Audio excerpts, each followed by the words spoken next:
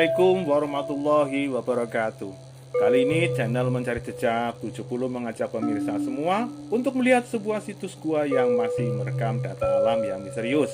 Apakah ini peninggalan Hindu kuno atau peninggalan Sunan Mas Putra dari Sunan Amangkurat? Gua tersebut berada di wilayah Poyahan, Seloharjo, Kecamatan Bundong, Kabupaten Bantul, Daerah Istimewa Yogyakarta, dengan panjang gua 870 cm, lebar gua 621 cm, dan tinggi gua 235 cm, serta mulut gua selebar 131 cm dengan tinggi mulut gua 120 cm. Untuk lebih tahu lebih dekatnya, kita telisik lebih lanjut bersama-sama.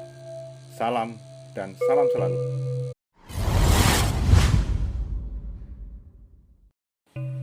Gua Suro Colo.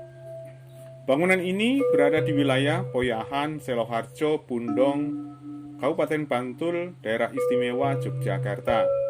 Kalau kita mau melihat tempat ini, bisa menggunakan berbagai moda transportasi apa saja dari pusat kota Yogyakarta. Karena tempatnya jalur, jalan nasional, dan jalan provinsi. Namun, jika sudah sampai akan menelusuri jalan kabupaten, kita akan naik dengan menggunakan jalan desa dari titik nol menuju ke tempat yang dituju. Dan kalau kita ukur dari titik 0 km Yogyakarta, hanya sekitar 20 kilometeran saja. Namun, menuju arah selatan atau menuju ke Parangtritis, lalu kita ambil jalan kiri atau jalur kiri setelah melewati jembatan Kretek atau setelah melewati Kali Opak. Kita maju sekitar 1-2 kilometeran, ada tanda-tanda atau tulisan sebuah situs gua Jepang. Nah, disitulah tempatnya. Sebab gua tersebut satu deretan dengan wilayah situs peninggalan gua Jepang. Kalau dilihat lebih teliti, setelah channel Mencari Jejak 70 melihat lebih dekat gua tersebut, kita bisa melihat adanya bangunan yang menciptakan tanda tanya yang cukup besar dan perang pikiran dalam logika berpikir.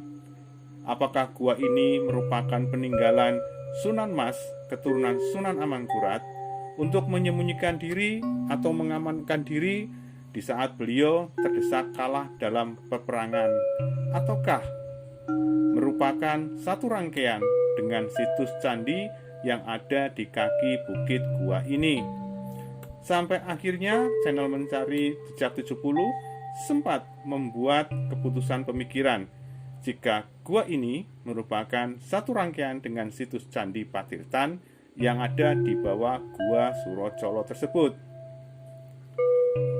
Sebab menurut pemikiran channel Mencari Jejak 70, dari penelitian dan penglihatan berbagai tempat situs adalah kebiasaan umat Hindu di masa lalu, banyak ditemukan bangunan candi mendekati mata air yang entah itu berbentuk sungai, danau, sendang, tuk, atau apapun jenisnya yang digunakan untuk bersuci terlebih dahulu sebelum melakukan tawaf berata atau melakukan kegiatan spiritual.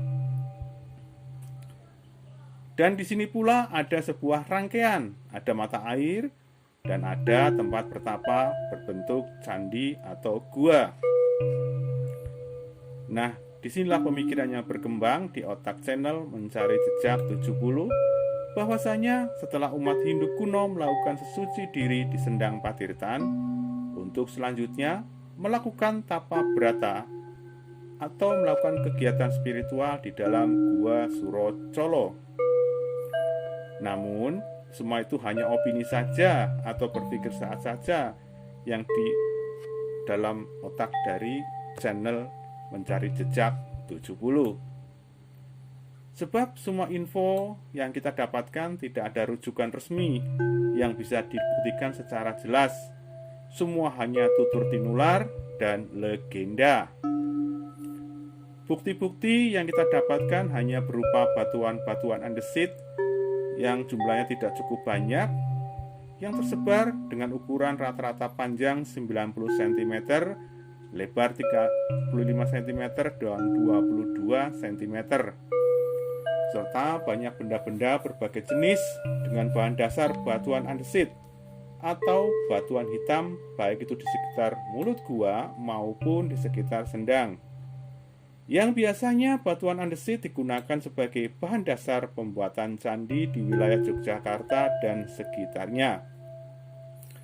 Sampai pemikiran channel Mencari Jejak 70 bertanya-tanya, mengapa candi yang kemungkinan dulu ada di sini rata dengan tanah dan batuannya hilang semua? Apakah batuannya sudah dialihfungsikan atau memang dipindahkan atau bagaimana? Itu yang menjadi pemikiran-pemikiran yang masuk dalam otak Mencari Jejak 70. Karena bagaimana juga di situ ada sebuah rangkaian yang sangat saling berhubungan satu sama yang lainnya.